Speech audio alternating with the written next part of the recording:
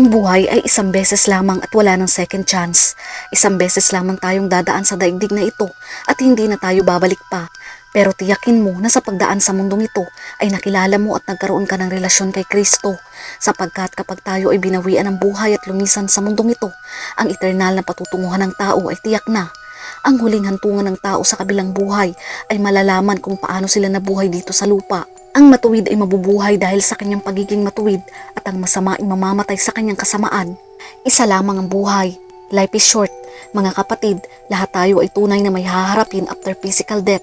Sabi nga sa Hebrew chapter 9 verse 27, itinakda sa mga tao na sila'y minsan mamatay at pagkatapos ay ang paghuhukom. Kapag pantay na ang ating mga paa at sa isang iglap, pagdilat ng ating mga mata, nasa harap na tayo ng Diyos. Anong mukha ang ihaharap natin kung hindi tayo nakapaglingkod sa Diyos noong nabubuhay pa? Minsan ang inihandog ni Kristo ang kanyang buhay upang pawiin ang mga kasalanan ng mga tao at upang magkaroon tayo ng tiyans sa buhay na walang hanggan. Kapatid, tandaan mo, wala nang ikalawang pagkakataon pa sa kabilang buhay upang magtamo ng kaligtasan.